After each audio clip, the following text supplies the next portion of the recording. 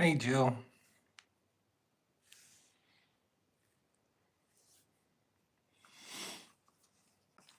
Hello, Ryan. How are you?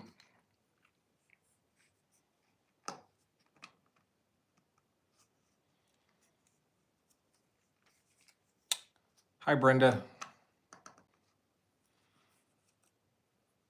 Is it Sanjit? Sorry if I mispronounced your name, but hello. Hi, Candy. Texas in the house. Welcome. Delise. Perfect pronunciation. Good. Hi, Sue. Francine from Connecticut. How are you? Hello, Pedro. Man, people from all over. Rachel from Missouri. How are you? Craig, good afternoon. Joe Turney, how are you? Thank you. Diane from beautiful Florida.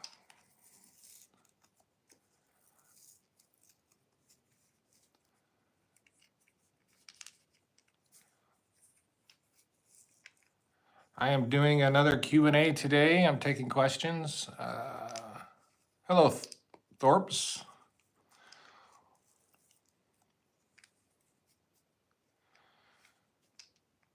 Dawn, how are you? Hi, Celeste. Thank you so much for coming in, everyone. Wondering about drilling in Wyoming, as in, is there going to be any? I'm going to say, Wyoming and North Dakota both is pretty much going to stay pretty steady exactly where it is right now. There's nothing steering any additional activity in that direction at the time. And as a matter of fact, it could fall off a little bit more because we're projected to move into a slight oversupply position globally in 2025. That could change drastically with the administration and potential sanctions and things like that. But assuming everything stays as it is, I would not expect activity in Wyoming to pick up. Sorry to say that, but I would not expect it. I live in Oklahoma. Yeah. Thank you, Candy.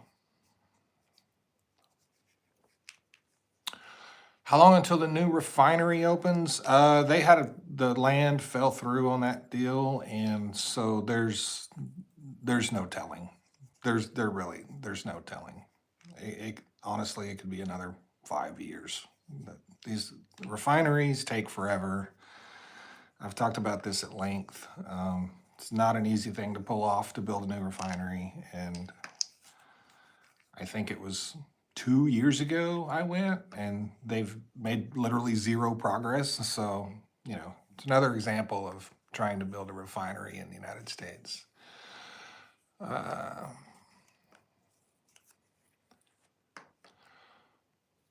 What changed to cause diesel to be higher than gas? I think you're talking about around 2007, I believe it was, is when we switched to ultra low sulfur diesel in the United States and drastically dropped sulfur content in our diesel down to below, I believe it's 15 parts per million, 5 to 15. But ever since then, diesel, people tell me all the time how cheap diesel used to be. I know, I'm old. I remember how cheap diesel used to be, but that's what it is. It's the ULSD that we use now.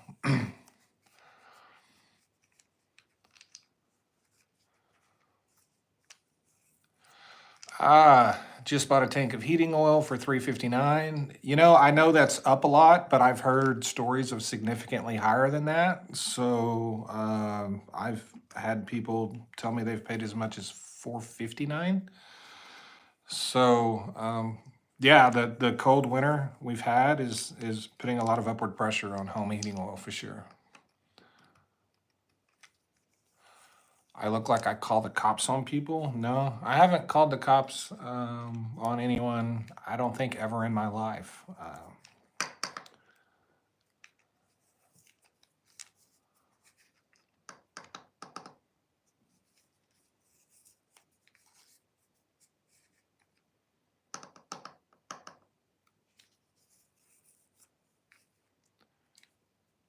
It was cheap until I bought a diesel. Exactly. That's about the time I started driving diesels as well.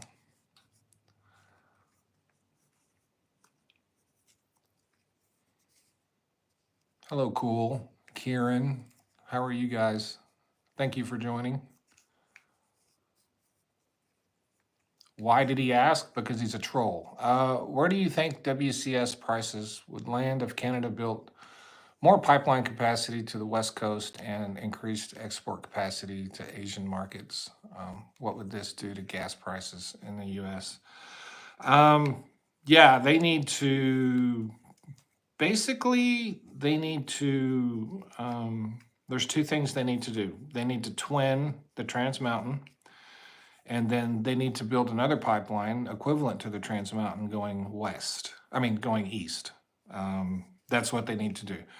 It's not enough to have, 15%, or is that the number? It's not enough to have around 15% of your oil available to the global market. You have to get a higher ratio of it available to really affect the price of your commodity. So that was the intent of the Keystone XL. I told people that for years and they didn't believe me, but that was the intent, was to get more oil to the global market. And that was the intent of the Trans Mountain, and that's why, Canada footed the bill for it after, God, my mind just went blank. Was it Kinder Morgan? That failed with the Trans Mountain. So, yeah, they need a couple of more of those. They need a couple more of those. The Eastern Pipeline has been considered non-viable. Yes, I've heard that myself.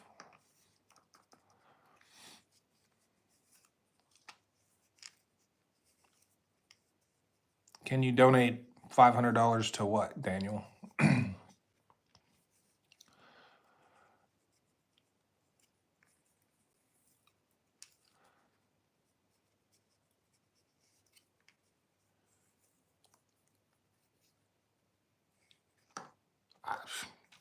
Hey, if you want to give me $500, I'm not going to turn it down. I mean, that's yeah. That's that would be wild. Yeah, I don't think they're even discussing. There's nothing happening with any pipelines in Canada right now, to my knowledge, as far as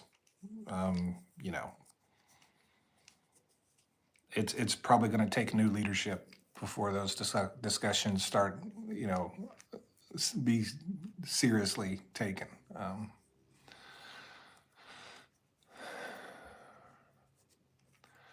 Will lifting regulations increase oil production?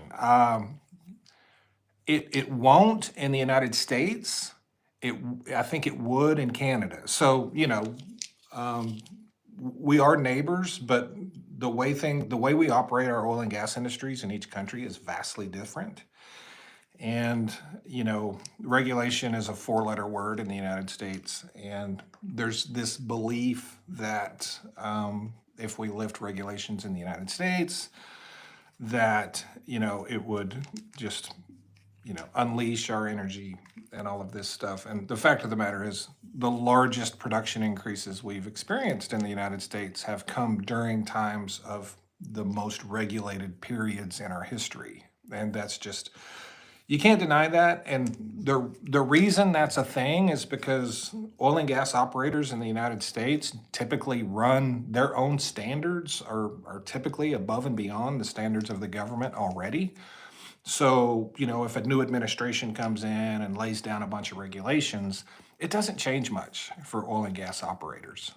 It changes a little bit for refiners, but it doesn't change much at all for oil and gas operators. They're either already operating at those standards, and if they're not, the regulations are not so burdensome. You know, if you have a company that makes $20 billion a year, they're not going to do something different because of a regulation. They're not going to produce less because of a regulation. $20 billion is $20 billion.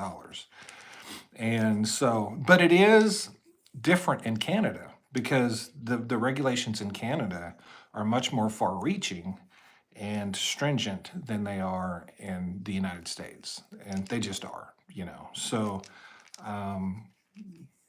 I think lifting regulations in Canada would have much more of an impact. I don't think lifting them in the United States would do anything at all whatsoever because history has never shown us that it does. We go from Democrats to Republicans to Democrats to Republicans. We go from periods of a lot of regulations back to periods of almost none, back to periods of a lot. Nothing changes anything with how we operate on a daily basis or what we produce. So, great question, though.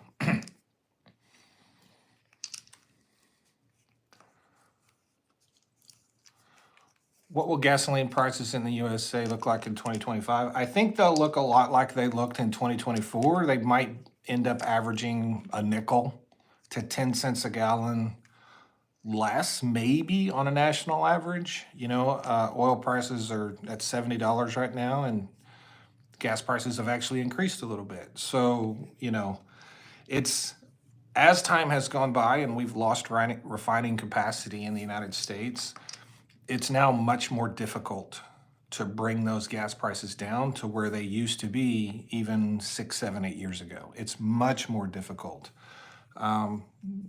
Every single year for the last, is it 3 years?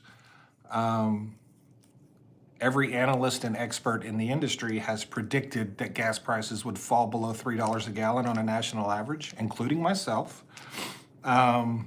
And every single one of us has been wrong every year for the last 3 years because we keep saying this is the year we're going to break below that $3 on a national average.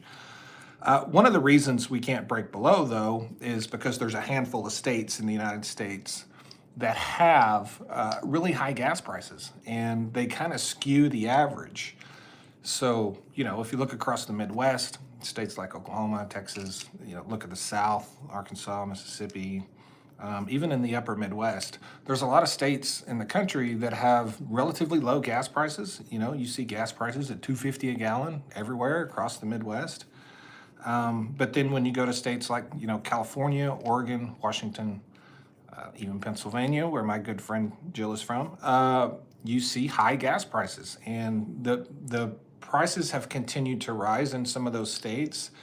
And it's gotten to the point where the way gas prices are averaged, they're literally distorting the average. So when gas is $3.10 a gallon in the United States now, that's the equivalent to when it was probably $2.90 a gallon 6 years ago, for 80% of the states. So I think we need to start using the mean for the gas price in the United States instead of the average, because the average is now distorted. It's distorted. You know, you got 40 million people in one state that are paying an outrageous amount for gas. It throws off the whole average. So, but I do think they will drop a little bit, and I hate to make another prediction that we will see gas below $3 because, like I said, every industry expert and analyst has missed it every year because every year we keep thinking, this is the year we're going to break that $3. And this year I predicted that we would get to like $2.99. I said we'll hit $2.99 around Christmas, and it didn't happen. No, it didn't happen. We got down to $3.02, I think. We got down to $3.02. But that $3 is like this, it's like this breakthrough point, like, and we can't get through it. It's a big area of resistance, and it has been for several years. So, What about the grocery pump? I'm not familiar with grocery pumps. I don't have a grocery pump. I haven't seen a grocery pump, but I know what you're talking about. Trump said they would be down to 150. No, no, that's not a thing. If gas prices in the United States fall to 150, we're probably looking at 20 million job losses and just in a deep recession, because that's what it would take. That wouldn't be caused by low gas prices, but for gas prices to get that low, they would have to be created by a total collapse of the economy in the United States. They would. So we're not going, unless he completely collapses the economy in a horrible way. This $1.50 gas would mean a recession worse than the Great Recession, worse than COVID. It would be worse than all of that. So unless something that terrible happens, it's not going to happen. Is Mobil 1 the best synthetic oil for your engine? I believe, and I have these discussions all the time, I believe that it is, unless you like purchasing what I call vanity oils, which are those real expensive, unbelievably expensive motor oils that are just supposed to be the greatest thing ever. I don't recommend or purchase any of those myself. I run Mobil 1 myself. And it's not that it's that much better. Look, if you're talking about Mobil 1 or Quaker State or Pennzoil or Valvoline, they're all almost completely identical. Like the difference in them is so minute, like it is so small, it really doesn't matter. It really doesn't. As a matter of fact, a lot of those motor oils are made by the exact same company in the exact same place. They just get shipped out with different labels on them. So, but I prefer Mobil 1 just because I was taught to, and it is, I believe, the best for the price. So,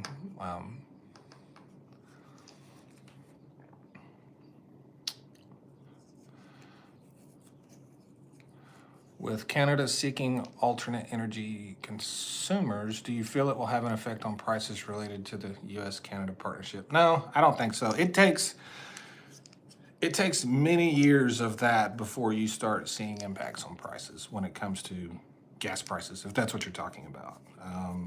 And Canada, I was looking at Canada the other day. They haven't made great strides in renewable energy. They're lagging, which is surprising to me, considering they've had a fairly liberal government for quite some time now. So, but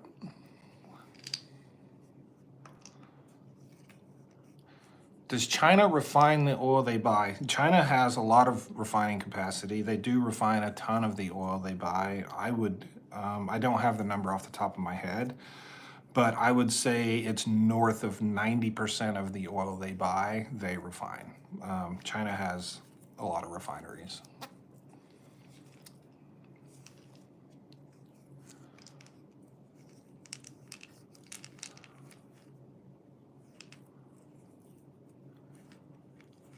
Do Trump is trying to get OPEC to increase production. I live in Edmonton Refinery City, just south of the tar sands. Yeah, I don't think he's going to have any luck. And one of the huge signals that he's not going to have any luck with OPEC is he has already came out, I think it was yesterday or this morning, and wants to do an Iran nuclear deal. Now, an Iran nuclear deal was something, I don't remember if it started with Bush or Obama, but that's basically a deal where you allow Iran to keep producing oil if they show you they're not making nukes, right? And the funny thing about this is for the last, I don't know, God, 15 plus years, the Republicans have been staunchly opposed to any nuclear deals with Iran. Like it's like hell no. And so Donald Trump goes to OPEC and asks them to increase production, and they say no. Not only are we not going to increase production, we're not going to help you with sanctions on Iran. And then Donald Trump first, Donald Trump threatens the tariffs on Canadian and Mexican oil. That doesn't work. And the reason uh, he backed off of those tariffs and reduced them and did the 30 days and all that stuff is because right in the middle of all that happening, OPEC comes out and like, we're not doing shit for you. OPEC, we're not doing shit for you. So Trump's response to that was to come back to the negotiating table with Iran on another nuclear deal. So we went from, we're going to sanction the hell out of Iran and we're going to put a stop to all this, to Iran exporting oil all over the world. We went from that to an Iran nuclear deal in a matter of like 3 days. Because Donald Trump thought that he could get Iran, he thought he could start enforcing sanctions on Iran again. And when he realized he doesn't have any help around the world, he was pretty quick to changing his mind about nuclear deals with Iran. So if a nuclear deal with Iran does come to fruition, that would be, I wouldn't say it's not going to hurt oil prices significantly, but it is a way to put a little bit of downward pressure on them. Yeah. Because once the uncertainty of Iran and sanctions is off the table, that starts putting a little downward pressure on commodity prices. Because people have been betting that we were going to sanction Iran for the last, since Donald Trump got elected, basically. That's what they've been betting on. So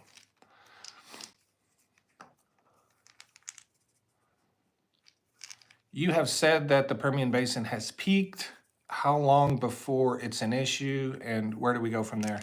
It's, and when we talk about fields, peaking, especially huge fields like the Permian Basin, a lot of people got excited about that video, but they don't understand that I'm talking over periods of decades, right? So the Permian is going to be fine for a very long time. It's just that we have to understand that once a field has peaked, and it does appear that it has because the EURs have decreased for 3 consecutive years. Like I said, that raises the break-even price of oil that is drilled in the Permian Basin. And so when it will have the most effect is during downturns. And so the Permian is one of those fields that's very vibrant and stays pretty active even during downturns. I was a part of a Permian team during COVID, and we stayed very active. I was part of a Permian team during the crash of 2018, and we were very active. And the whole basin remained relatively pretty active, and it was all the other basins that slow down drastically. As the field slowly declines, like literally the next downturn, what you will see is less activity during downturns. That's what you'll see first. And so the next time we have a downturn, the Permian won't be as active as it has been historically during downturns. And if we see that come to fruition, we will know for sure. Although we can already look at the data and see that the wells are just producing less. They're coming on just as strong, but they're declining significantly faster. So it's, when I talk about Permian in decline, we're talking about decades. The Permian's not going anywhere. It's going to be a viable active field for a long time. As far as where we go from there, we don't know. We don't know where we go from there. There's some new plays that have been discovered here in Oklahoma. There's new plays, fairly new plays in Ohio. So there's some other, but none of those are anything close to the Permian. And I don't know that we'll see another basin in the United States ever again that stacks up to the Permian. That's a once in a millennium thing right there. That doesn't happen very often. And so But if we can get enough activity from other new basins that offsets any decline from the Permian, not that the Permian's going to start significantly declining anytime soon, it'll offset that. And so when I made that video, I freaked a lot of people out, and that wasn't my intent. It's a more of a long-term thing. So the Permian Basin will be fine. You just have to recognize when the declines start, because when those declines start, a lot of things happen right behind those declines. Acreage valuation is one. We saw just insane acreage valuations in the Permian Basin over the last 15 years. Those will start to decline. They absolutely will. So I think at one point when I was working in the Permian Basin, we saw valuations as high as $60,000 an acre, which is just unbelievable. But they will decline. The acreage valuations will decline for sure. So the people that have recently sold and consolidated out of the Permian, they did it at the absolute perfect time. So when you look at Pioneer, that was perfect timing. That was an absolute perfect exit for Pioneer. So, and other companies, operators that have exited during this, over the last 18 to 24 months, perfect timing. Because periods of consolidation don't happen often, and how consolidation, mergers and acquisitions, consolidation, how all that works is it comes in big spurts, and there'll be a year where there'll be a ton of them. And then there'll be a period of time where there's just not that many. So those opportunities don't just come knocking on your door every day, right? So the companies that exited the Permian, especially Pioneer, I think they did it at the perfect time, because they may not have gotten another opportunity for a few years, and the opportunity they got in a few years would probably be significantly less. So do we have refineries that are capable of refining West Texas sweet crude? Yeah, all of our refineries, every one of them, are capable of refining light sweet crude. The idea that we can't is sort of a myth, and it's been perpetuated over the years. We refine 9 million barrels a day of our own oil, and the vast, vast majority of that is light crude. And so a lot of people don't know we refine that much of our oil, but we do. Light sweet crude is the easiest to refine. It's the heavy sour that's the hardest. And so while our refineries are designed for heavy, that doesn't mean they can't refine light. It just means they're not operating at optimal efficiency. And plus, light sweet crude is much more expensive than, say, WCS. And, a lot of people want us to be using all of our own oil and only refining our own oil. Well, if that's what you want, we can do that, but your gas prices are going to go up.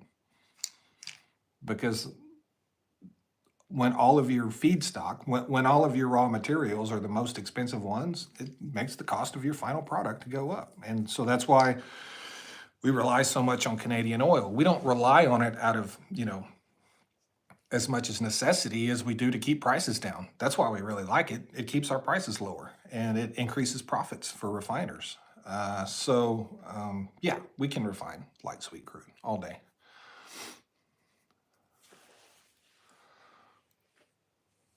I'm curious about the effects on the U.S.-Chinese tariffs on oil and coal. So not so much oil and coal. So the last time this occurred, and I actually pulled up a great historical chart today.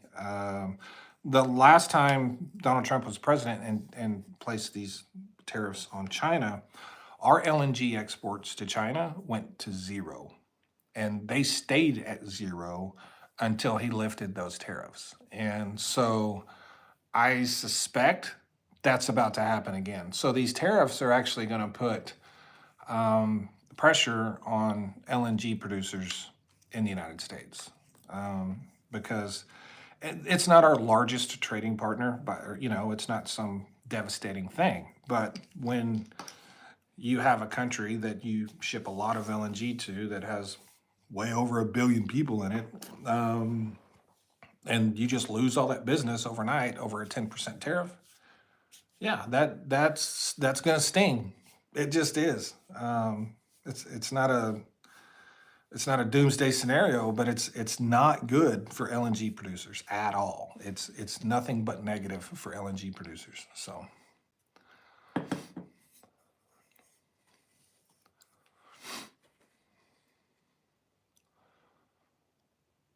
you love the beanie. This is Timberland. This is a Timberland. They call it a watch cap, like a fisherman's hat is what they call it.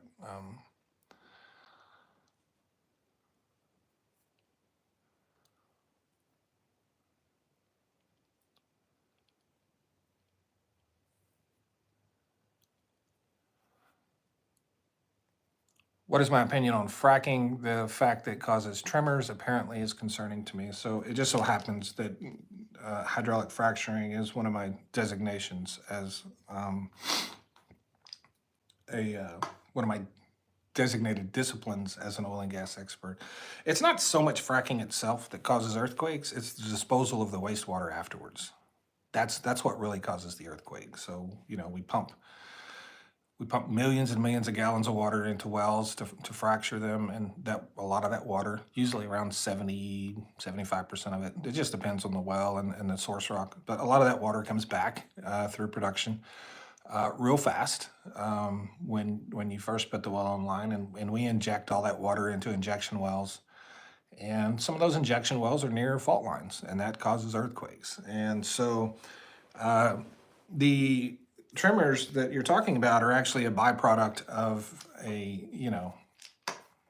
not that there's never been an earthquake due to a well being fracked, but 99.999% of earthquakes caused by oil and gas activity is from the disposal of wastewater. So the industry has learned a lot about that over the last 20 years and has gotten better about not injecting high volumes of water into fault lines. You wouldn't think you would need to be a genius to know not to do that, but apparently, 20 years ago or so, nobody knew that was a bad idea. It seemed pretty basic to me. You don't do that. But yeah, the industry's gotten a lot better about that. So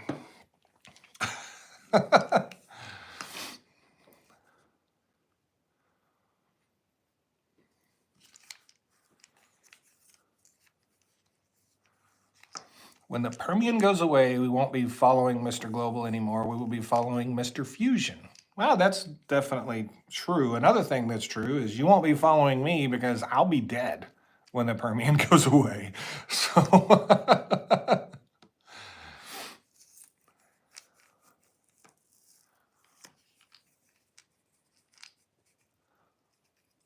a few videos back, you showed there was less inflation when oil was expensive.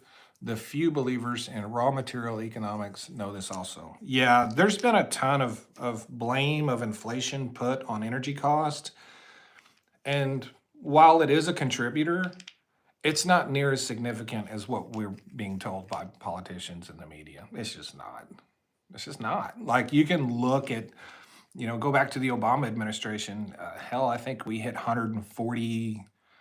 I don't remember the high we hit on oil prices, but it was like $140 oil, and gas was, over $4 a gallon. And you got to keep in mind that that was what, 2012, so that was 13 years ago. $4 13 years ago was probably the equivalent to the $5 gas we hit in 2022. And we didn't see near the increase in inflation. We did see an increase, but we didn't see anything like we saw under the Biden administration. So this idea that these energy costs were just driving the inflation, they do contribute, but they're not. When you combine the high energy cost with soaring housing costs and soaring food costs, the housing costs weren't caused by inflation caused by energy. The food costs weren't caused by increases in energy. And what they tried to do was they tried to connect everything to energy, and it just doesn't work that way. It's much more complex than that. So, yeah, that's a very good point. Chevron is lobbying the White House. Could this mean more heavy oil coming out of Venezuela? Western players are already applying for licenses if sanctions ease. We might see a rush to tap Venezuela's reserve. I would say yes, but I wouldn't uh, overestimate their ability to rapidly increase production out of Venezuela. Um, if that occurs and sanctions are eased and all of that occurs, and just to get you up to speed, Joe Biden did a 6 month sort of pause on Venezuela, on sanctions on Venezuela. And he basically said, you got 6 months, and if 6 months you're doing things the way we want you to do, right? Then we'll continue. And so Venezuela failed, and we reinstated the sanctions. I think maybe for some reason 300,000 barrels a day is popping into my head as the most, Venezuela exported to the United States during that time. I could be wrong. That's just a number that's popping in my head. I don't sit by a computer and Google stuff. I just talk into the phone. So I wouldn't, if that does occur, I wouldn't expect to see a huge increase in oil exports out of Venezuela. You could see a few 100,000 barrels a day, but one of the problems with Venezuela is the corrosiveness of their oil, and it is just extremely corrosive. And through all the years of sanctions and all that equipment sitting there, it's just been rotting. And so a lot of the infrastructure in Venezuela is completely useless. That's the type of oil, that's the type of area where you have to be constantly doing maintenance and treating that stuff. And it sat idle for years and just rotted. So don't expect to see a huge influx of oil from Venezuela, even if all that occurs. I know Chevron is lobbying because they've lost billions of dollars and they pumped billions of dollars into Venezuela, and then bam, they got sanctions put on them. So, but don't expect to see a huge increase in oil exports out of Venezuela.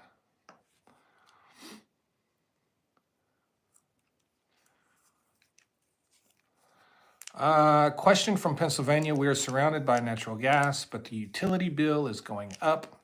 Don't we have a surplus of natural gas? We have a huge surplus of natural gas, and it's being exported like crazy. And that's putting upward pressure. The really cold winter, lower production. So we hit record natural gas production in 2022, and natural gas prices collapsed. They got down to like $1.50. And or no, that was 2020, the end of 2023. They got down to like $1.50. In 2022, they were close to $10. So $10 to $1.50. Natural gas production hit an all-time record high. We started laying down drilling rigs. We laid down a lot of rigs in Pennsylvania, West Virginia, and Ohio. And after that, natural gas production started slowly declining. It has declined a little bit from its peak, and we've also worked off a lot of the surplus you've been talking about. We spent 2 years with levels over the 5-year average of inventory levels. And as of the report, I think, yeah, the EIA report for natural gas storage actually comes out today, but I haven't seen it yet. Last week, we had fallen basically squarely back into the middle of the 5-year average. So basically, our natural gas inventories are back to the average at a time. You have to think about this. So over the last 5 years, demand for natural gas has increased. So if your inventory is at the 5-year average, you have to think about what demand for natural gas was 5 years ago. It wasn't as much as it was now, because demand for natural gas is currently increasing at a rate of around 3% a year, which is a lot. That's a lot. bringing on additional LNG export terminals.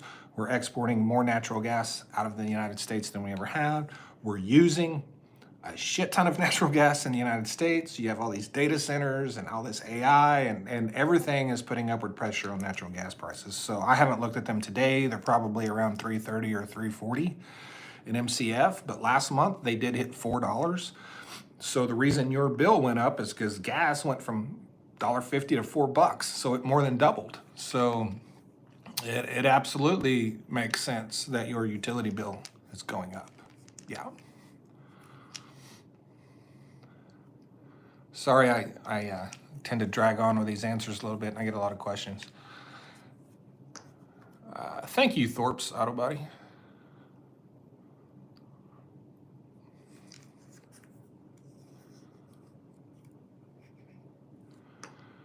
We just opened a lot of public land in Ohio for drilling. They will open public land to drill across the U.S. If we're talking about the same thing, the land you're talking about in Ohio is state-owned land, if I'm correct about that. If we're talking about the same land, and there will be more land opened up federally across the United States. But opening up more land does not equate to more production, and it does not equate to more drilling rigs, and it just doesn't. There's tons of land available now that isn't being used, and so don't think that because we're opening up more land that means we're going to start producing more oil. It just doesn't, because globally, if you look at OPEC plus. If you add OPEC and OPEC plus together, you're looking at nearly 60% of the world's oil production. Not quite, but nearly 60%. And then you add the United States, which I think is currently around 13.5, 14% of global oil production. You add all that together and you're looking at nearly 75% of global oil production. And all of those producers are saying we need oil at $70. And all of those producers are going to work together to keep oil at $70. And that means they're not going to overproduce. They're going to be very conservative with their CapExes and their budgets.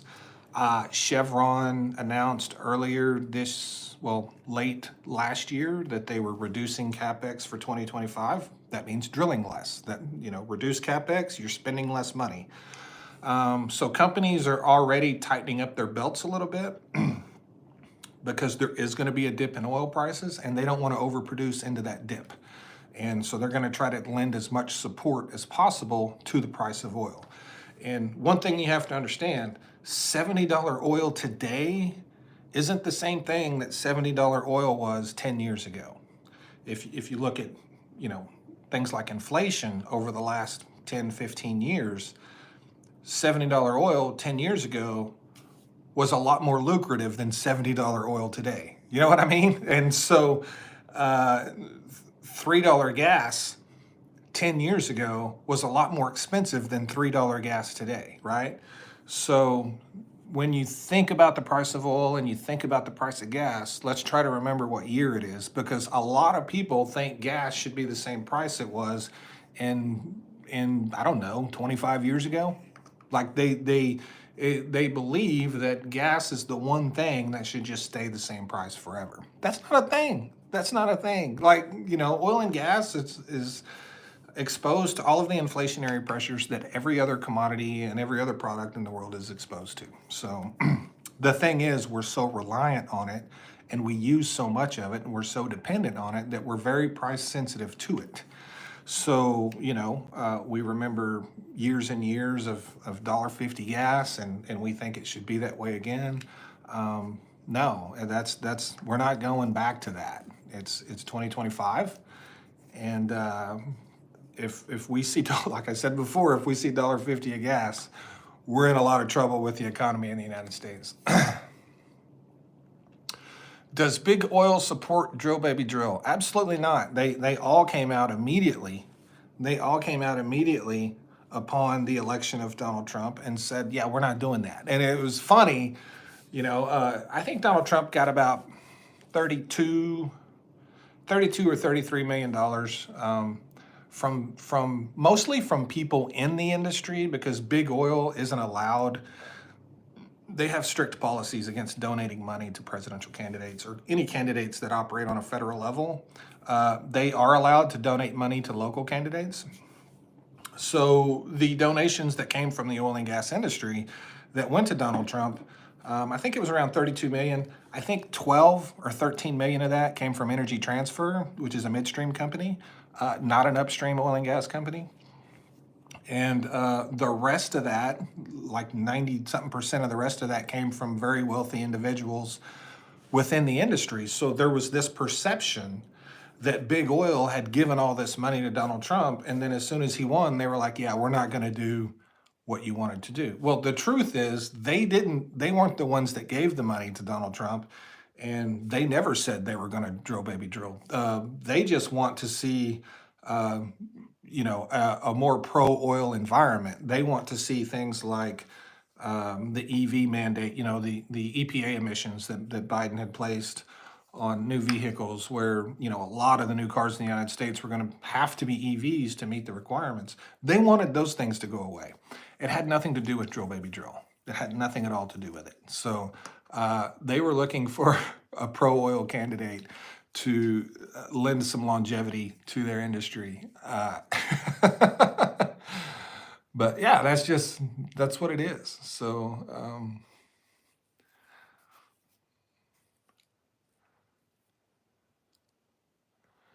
I got to catch up on what we're talking about here. Will China have an increased interest in Canadian and Mexican oil now that America is becoming an unstable trade partner? Absolutely. And with the Trans Mountain Pipeline, now in place, you have to understand that pipeline did not exist the last time Donald Trump was president. And Canada didn't have a way to get oil to China when the last time Donald Trump was president. Well, now they do. And the capacity of that pipeline is about 900,000 barrels a day.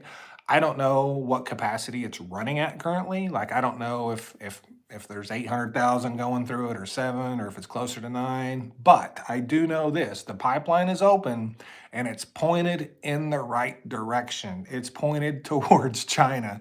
So I would expect to see China increase oil purchases from Canada. 1,000%. Good point, or good question.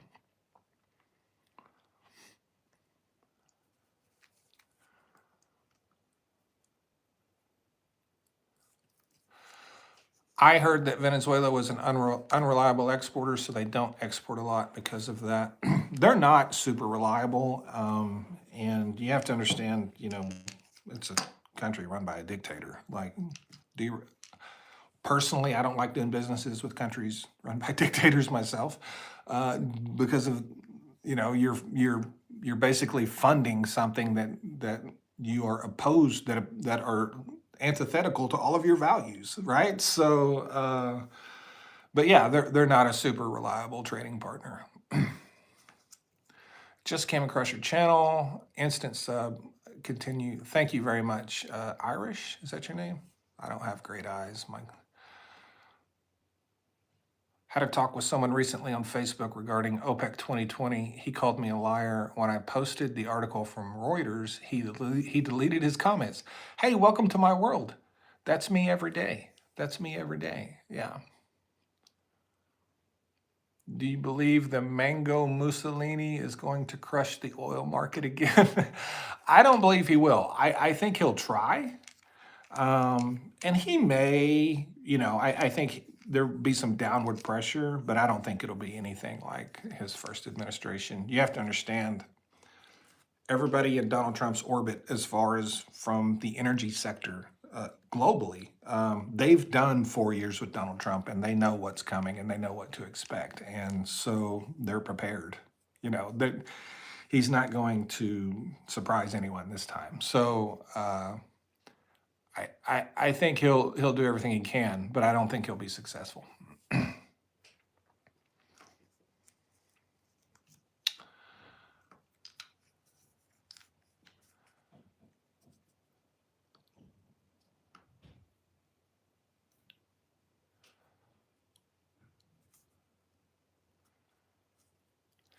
Is Georgia helping Russia sell oil to get around sanctions?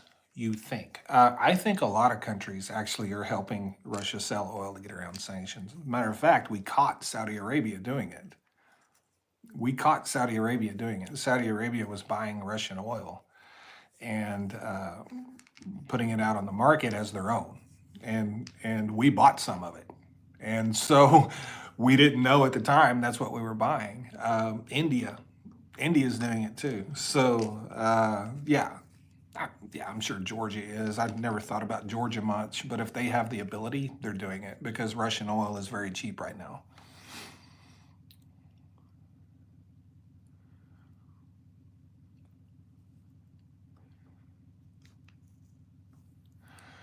Do you think if it were allowed that New York could be on par with Pennsylvania when it comes to natural gas production? I wouldn't go as far as to say that it would be on par, because the natural gas that exists in Pennsylvania is heavily concentrated in Pennsylvania. Now it does go up into New York, and there is a significant amount of natural gas in New York. I just don't think it's quite as much as Pennsylvania. Pennsylvania has a shitload of natural gas, and it's a huge state. And if they were allowed to to drill and frack and produce natural gas in New York, it would be one of the. It would probably be. It would definitely be in the top five natural gas producing states. 100%. It would. It would probably be right behind Pennsylvania. It would be somewhere in there. It'd probably be around three or four. You're probably looking at, Texas, Pennsylvania, maybe, and probably New York, and then, so it would be significant, but it would be a little less than Pennsylvania, I think. But you are a wizard on this stuff. Oh, thank you.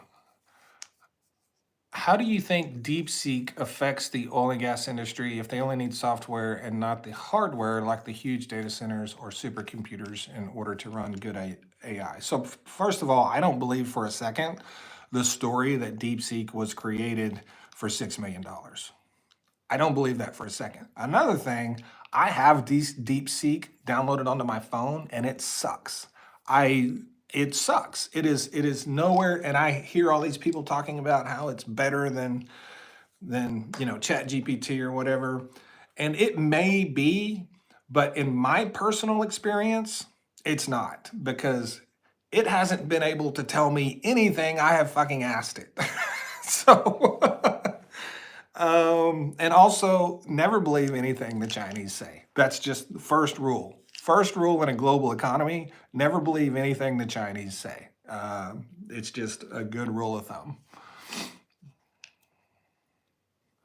Am I going to get the new Scout? No, no. I have the real thing in the garage, and I don't need a new plastic one.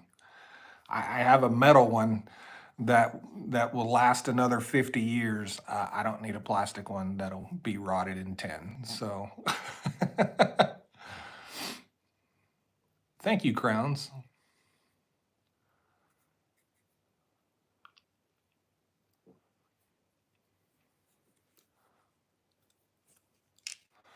The dollar is worth nothing more than the paper it's printed on. Well, shit, quit your job or send me your money if it ain't worth anything. The things that I'm able to acquire with my dollars are have a significant amount of value to them. So the dollar itself must as well, right? You know what I mean? I used to work with a guy that would say that all the time, that the dollar is worthless, and I would say, "What the fuck are you doing here?" And he'd say, "I'm here to make money," and I'm like, "Well, why? You're getting paid with something that's worthless. Like, why don't you just fucking go home?" And so dude, go to the house. I mean, who wants to get paid? I mean, if it's the equivalent of a piece of paper, what are you doing? Shit, go do something else. You know, get paid in beaver pelts or something. Beans, I don't give a shit. But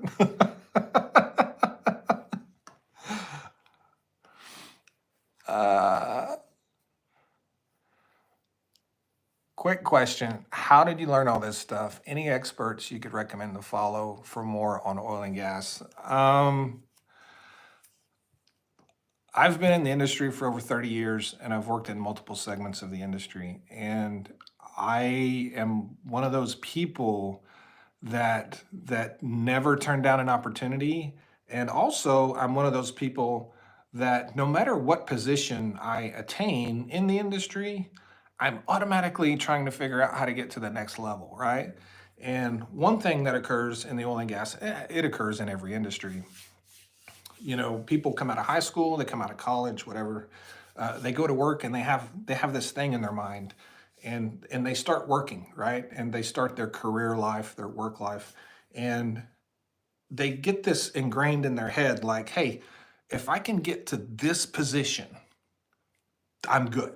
Like if I could just get to like this certain position in my industry, like there's a lot of people in the oil and gas industry whose, their whole like dream career is to like say become a superintendent, right? It's like how if I can just become a field superintendent, I'll be good. And a lot of them don't make it, but the ones that do, as soon as they get there, they're good. They're good. They're like, hey, this is what I wanted. I got it. I'm good. And they quit trying. They quit trying. They quit learning. They quit achieving. And there is, and one thing that I've learned is throughout my life is every time I achieved something that I set out to achieve, once I achieved it, it wasn't as cool as I thought it was going to be. It wasn't as great as I thought it was going to be. It wasn't like the end all be all. And every achievement I ever made, I thought, man, there's got to be more than this. Like, there's got to be something better than this. Like, you know what I mean? And a lot of people don't think that way. So I've spent my career just absorbing information. And I don't know very many people, at least in my industry, like me that have done that. When I came up through the field, when all the guys would be sitting around watching a football game, I would be reading. And I would be in there with them and the game would be on, but I would be reading and I would be learning and I would be like trying to figure out, how am I going to get to that next level? I've done that my whole life. And you have to understand, I got to where I am. I didn't have a college education when I started in this industry.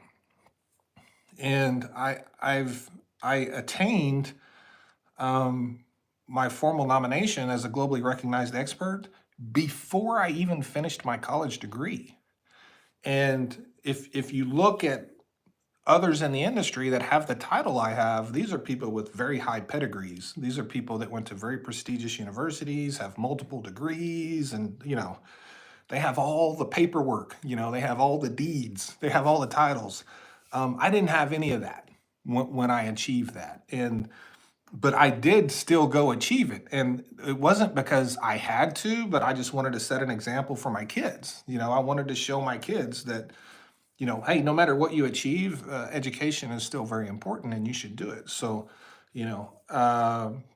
that's how that worked for me. I'm just a sponge of information, and I have a very weird ability to retain information that I'm interested in, and that's why I'm able to like spout off statistics and stuff. If you asked me statistics about other things that are simple that most people know, I'd probably be like, I don't know what you're talking about. I don't know how that works. Like, so I'm very knowledgeable on one subject and I don't know a whole lot about pretty much anything else. That's that's why I have so many people giving me advice all the time because I'm always like, I didn't know I was supposed to do that thing, or I didn't know I was supposed to do this, and I didn't know how that worked. But that's just, I'm a little bit OCD that way. So, what's your take on Ukraine offering to provide storage for LNG with the onset of replacing what Europe's LNG was lost from Russia distribution disruption? Yeah, I think at this point, I think Ukraine sees an opportunity to get back. Not only get back what they've lost in the last couple of years, but I think they see an opportunity to get back what they lost under the Trump administration and under the Obama administration. I think they see the opportunity to get back all that land to the east that they lost years ago, that was overtaken by Russian separatists. And I think they have a vision where they see them getting their whole country back. Hell, they might even get the Crimean Peninsula back, you know? So they're willing and dealing with Donald Trump, and, you know, he's going to want something. That's who Donald Trump is. He's going to want something. And, you know, and that's one of the things that where Democrats and Republicans are vastly different. You know, Ukraine gets attacked, and you know, Democrats, well, and Republicans agreed to it. I won't, you know, they would just give Ukraine all the money in the world to help them win. You know, Donald Trump comes in and he's like, "Well, yeah, I'll keep giving you money, but I want something in return." You know, and I I'm not a fan of Donald Trump, but I don't fault him for that. I don't fault him for that at all. I think, you know, getting whatever you can in return, because let's keep in mind, those are US taxpayer dollars that we're sending to them, and I fully support Ukraine. But if there's a way for us to benefit and get a return on our investment, whether it's through future trade agreements, partnerships, whether it's through rare earth minerals, however it's done, I think anytime we help a nation out like that, there should be a unity between those two nations when it's all over with. You know, I don't think you spend, you know, hundreds of billions of dollars helping nations out and then just walk away and say, "See you later." I think you do that, you know, well, first and foremost, you do it because it's the right thing to do. But secondly, you're creating future opportunities, and you're making investments. And certain people see those things as investments, and certain people see those things as just helping people out. And I think they can be both. I think they can be both because Ukraine can benefit greatly from being a big trading partner with the United States when all this stuff is over with. So it's in their best interest as well, right? So, yeah. I am in love with your Scout. The color is magnificent. Don't ever sell it unless it is to me. Okay. I'm in love with it too. So, yeah, it's a nice little truck.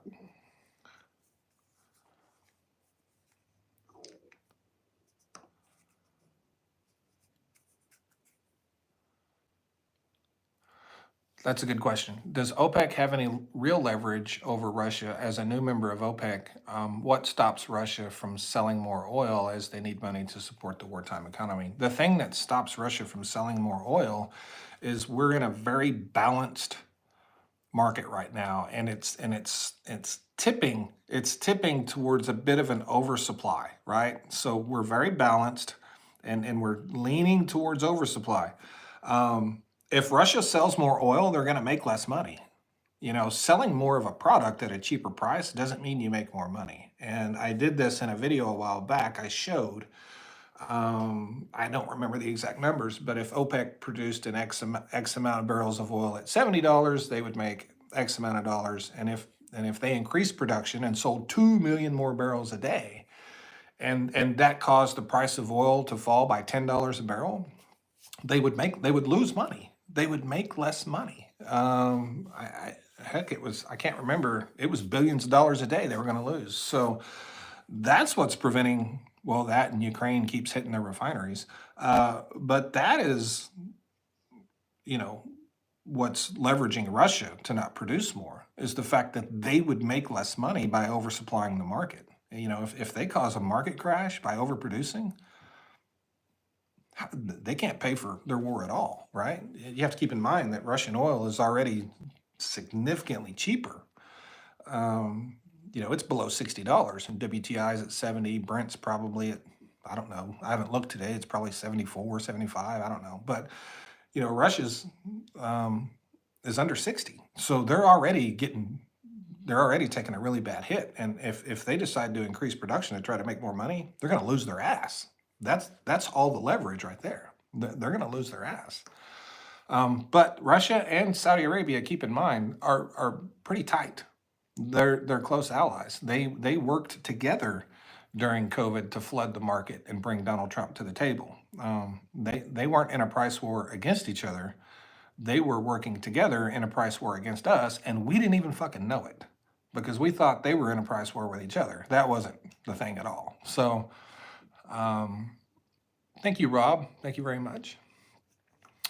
Jill accidentally put someone in timeout. I don't know who that is. If that was you, she apologizes. She is my moderator.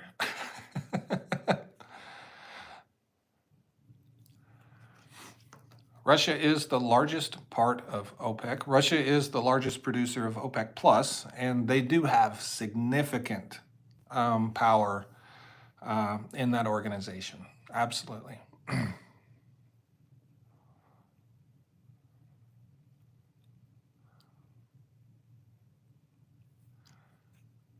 Can I take Juju out of timeout? Well, I'm seeing their messages. I don't.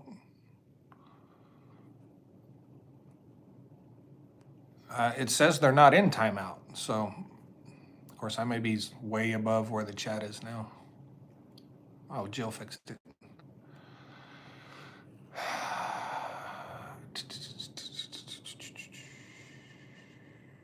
I've heard we're going to have ethanol added to our fuel supply year round. Does it really help with air pollution? And I've heard that it hurts your engine. So that is one of the things that was in Donald Trump's national energy emergency, was increasing the amount of ethanol in our fuel across the United States year round. Now, personally, so here's the thing.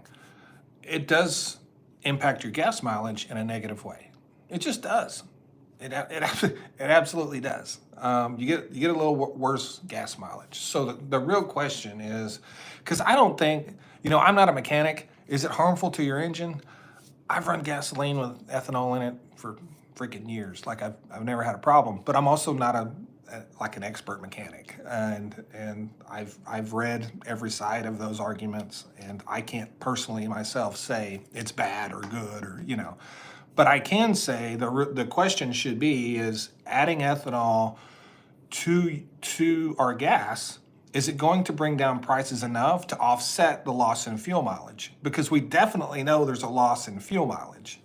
And if it doesn't bring down the prices enough to offset the loss in fuel mileage, then you've done nothing. You feel better because you're paying whatever amount less per gallon, and you're like, oh, this is great. I'm paying 15 cents a gallon less. And then you lose 3 miles per gallon on your mileage, so you're filling up more. So by the end of the year, you're still paying the same amount for gas. You're just paying less per gallon every time you fill up, but you're filling up more, right? So that's the real question is, will it have a significant enough impact on gas prices to actually make it to where you're saving money instead of just giving you the illusion that you're saving money? Because if you fill up 3 more times a year than you normally would, are you saving money at the end of the year, right? So that's the question that needs to be answered, and that I don't have the answer to that question yet, because I don't know how much it would drop gas prices.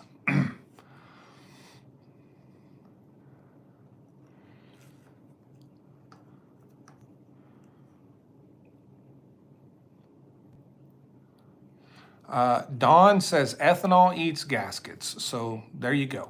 Dawn says ethanol eats gaskets.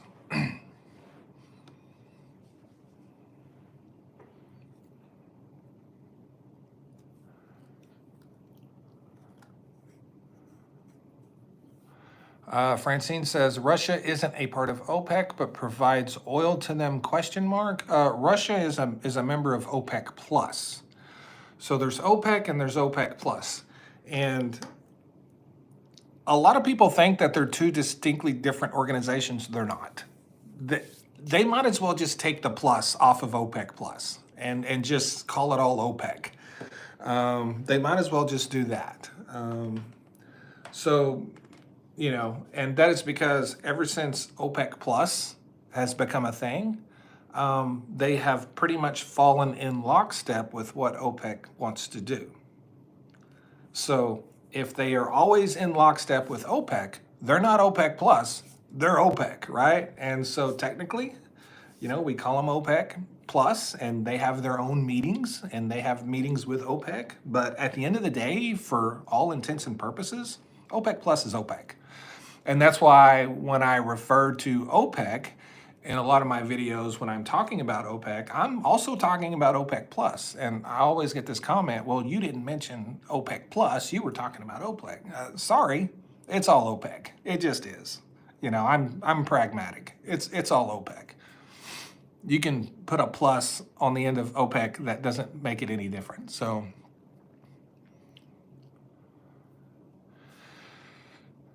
can you speak to the current state of the strategic petroleum reserves, and is it part of the energy emergency? It is part of the energy emergency, and it is specifically written in the emergency to refill the strategic petroleum reserves. I think we would need around 350 million. I think we need around 350 million barrels to fill it up. But here's the thing about the strategic reserve.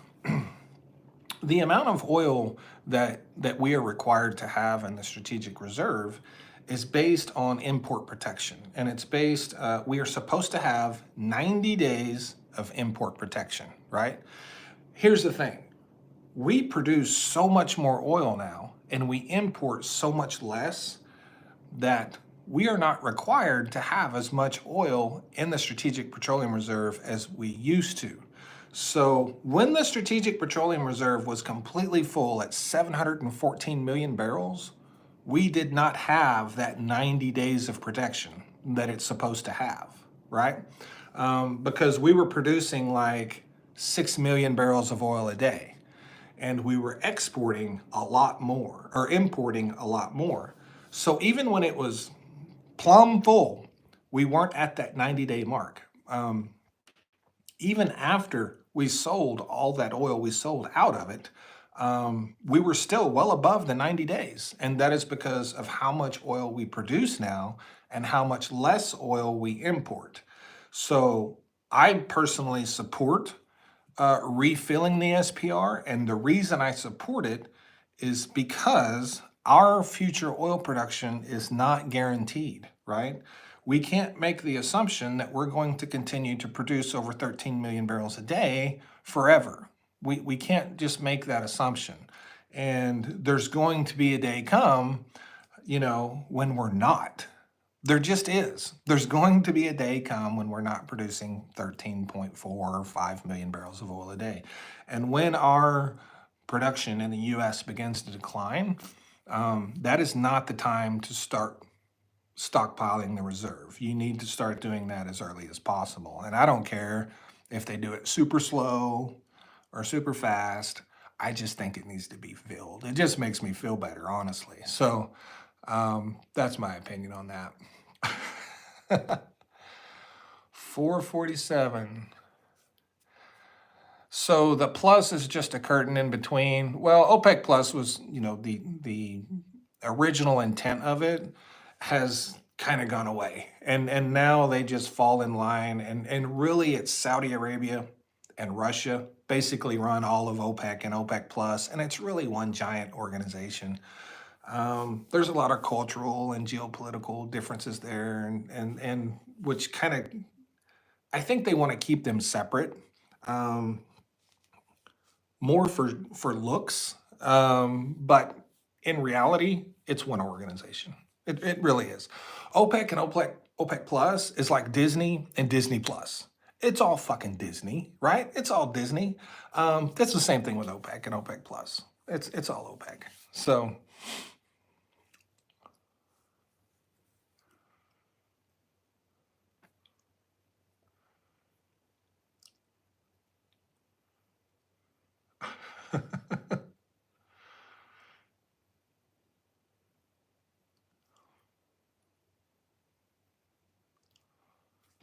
I didn't see what Ronnie said. In a world where social media has become a platform for misinformation, negativity, and hate, accounts like yours, I appreciate. I feel I've learned so much. Thank you very much for that, Karen. Thank you very much.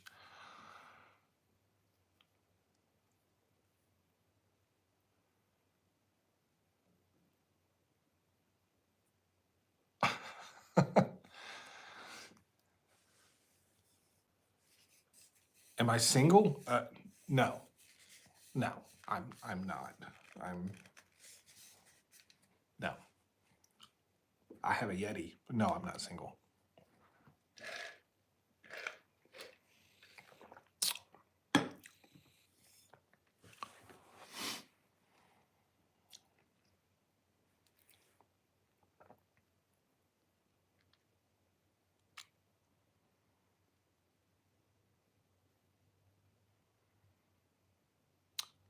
How much does oil and gas help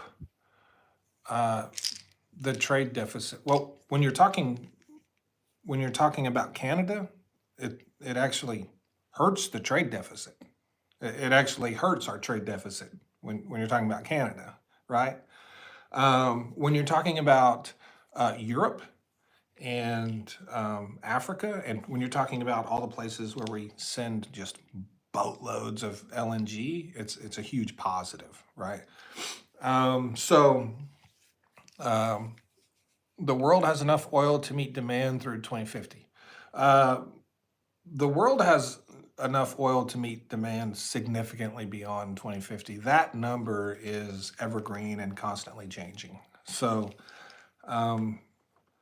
and the way how much oil we have is designated plays a big role in what you just said there. We have basically every time we discover a new oil field, it adds to our global reserves and it adds to the number of years that we have. And we know there's a ton of oil out there that we haven't even looked for yet. We know it's there. You know, there's oil everywhere. So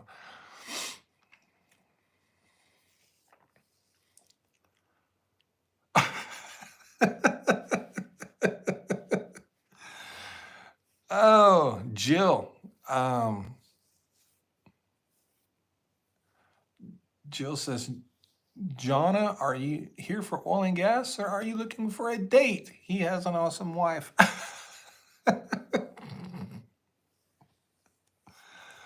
Well, I mean, Jill, she didn't know. You know what I mean? She probably didn't know. It's not a big deal.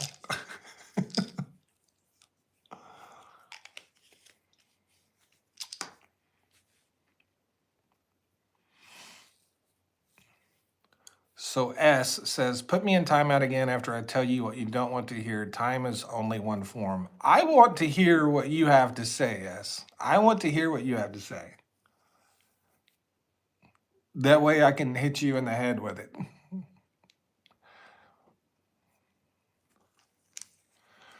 Do you think Trump is trying to use the Gaza thing as leverage with OPEC to raise production? I don't know if. I mean, he could be, but I just don't know. I trying to trying to predict what Donald Trump is thinking is like fucking, you know, it's like herding cats. Like it's impossible. It's impossible to try to figure out what he's thinking.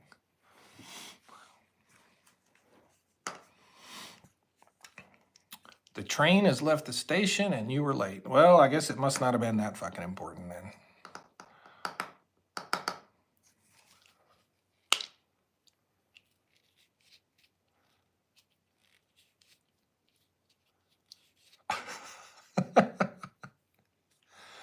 Yeah, Jesus fucking Christ. Trump is like Rocky trying to catch the chicken. Yeah, kind of. I mean, if you're trying to figure out what's in his head, that is like Rocky trying to catch the chicken. Did he ever catch that fucking chicken? The only thing I remember is that dirty ass dingy shirt he was wearing. I don't remember if he caught the chicken.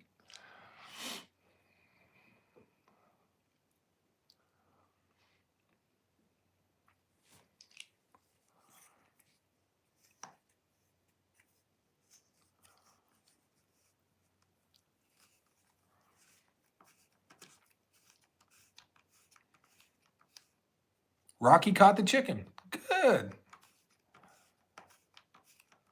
Good deal.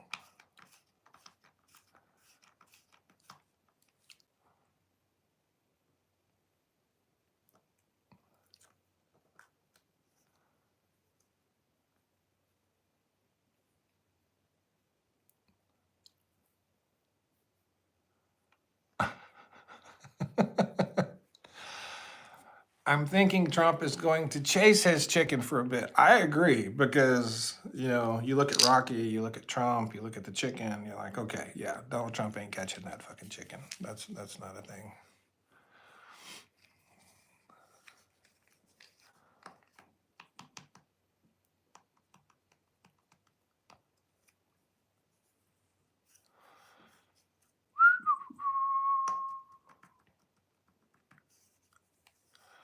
Do you think there will ever be a new refinery built in the United States? Yes.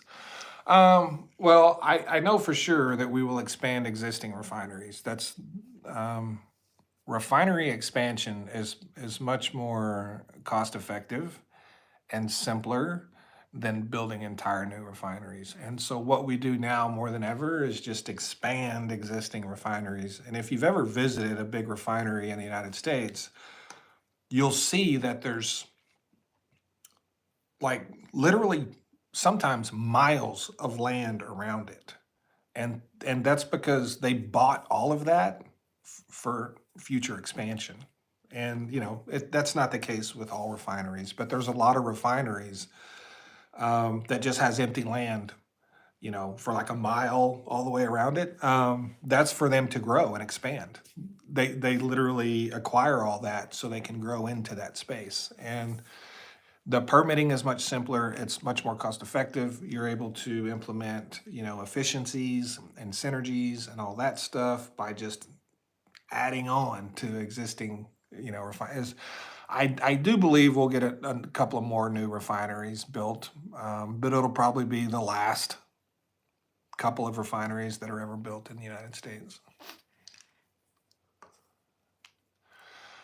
Elon is very smart. Is he oil smart? I don't know. I have no idea what Elon Musk knows about oil. I really don't. Um,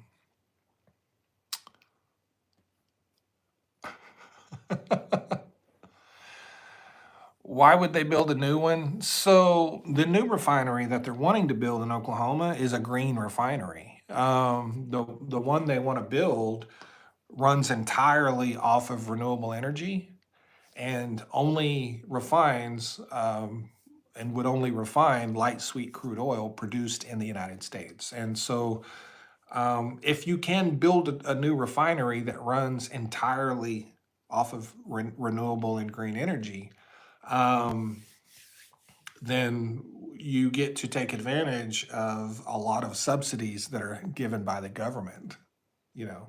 So it greatly reduces cost. It helps with permitting and it helps with maybe lawsuits because it's like, hey, we're building this refinery and everything we use to power it is renewable energy, and it's 99% cleaner than any other refinery, right? That's what I'm talking about. That's what Southern Rock Energy Partners. That's what they want to build in Oklahoma, and that's why I was so interested in it because I've seen refineries, but I want to see that refinery. I want to see what that looks like. I want to see the complexity of it and the engineering of it and how all that works because they're going to use wind, solar, geothermal, tons of different kinds of energies to run this refinery. So I hope it gets built just so I can go look at the damn thing because I think it would be interesting. How many refineries are in the U.S.? Off the top of my head, I believe it's 124. I think. Don't quote me on that. I think it's 124.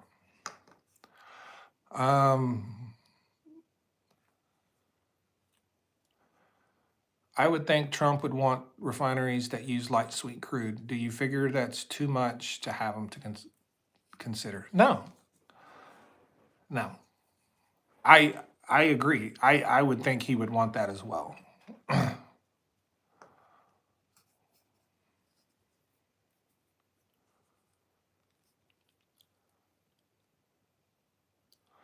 What kind of other raw materials can we get out of oil? Well, You can get, you know, obviously gasoline, jet fuel, diesel.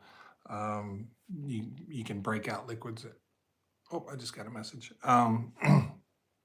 But a lot of the things that are left feedstock for petrochemicals, um, which can make anything plastic, right? Anything plastic, um, prescriptions, medicines, you know, obviously asphalt, concrete, all those things. Um, just a ton of stuff you can get out of oil.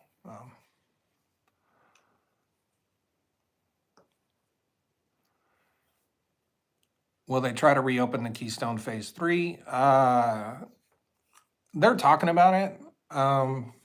I think it depends on kind of, and I'm not super familiar with Canada's government as far as who's about to be running it. I think if conservatives somehow take control of the Canadian government, I think that increases the probability of that happening. I also think it would be tied up again in lawsuits. I also think they would expect the United States to pay for a huge portion of it, because I don't remember how many billions of dollars they had invested in that thing when Joe Biden killed it. So I don't know that they would go down that path again without some assurances from the United States, and I think those assurances would have to be financial. And I think they'll say, okay, we'll do this, but we need a guarantee. If someone comes along and cuts our legs out from under us and puts a stop to this thing after we've spent $5 billion on it, I want my $5 billion back, plus interest. And I think that's how that would work. And because it will, again, get hung up in every lawsuit imaginable. And you have to understand that entire pipeline that was going to the United States, every property owner that exists along that entire route, you know, they need to have agreements with all of those individual property owners. We're talking about thousands and thousands and thousands of people that they now have to go find again and sign agreements with the people that will agree to allow that pipeline to cross their land. So this is not some simple thing where they can just say, okay, we're going to build a pipeline. Building a pipeline across a country, especially a country like the United States that has so many property owners, is an unbelievably monumental task. So if they do try to do it, I can tell you one thing for sure: it won't get finished under this Trump administration. There's no way in hell. That's not a thing. But it wouldn't surprise me if they tried. And the other question you have to ask, you know, if you're Canada, or if you're a company in Canada, whether this would be the Canadian government funding this, because we still don't know that for sure, because they funded a lot of the Trans Mountain pipeline. Will Canada need that export capacity when that pipeline is done? So, you know, if it takes, I don't know, 8 years, what are Canada's needs going to be in 8 years? And is that the best place to send it? You know, personally, if I was Canada, before I ventured into building another Keystone XL and going through all that shit again, I would just twin the Trans Mountain. I would just twin the Trans Mountain and go that way. That's what I would do if I was Canada.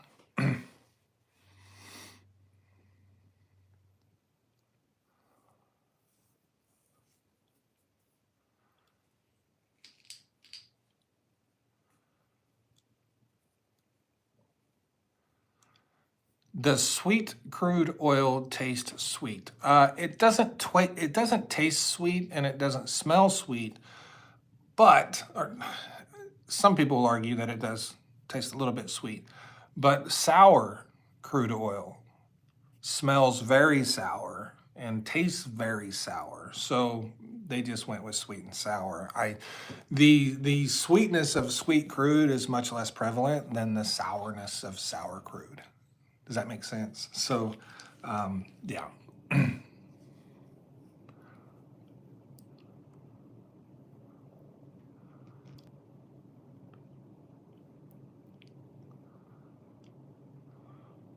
All right. Well, it is after 5 o'clock, and I have to go pick up my kid.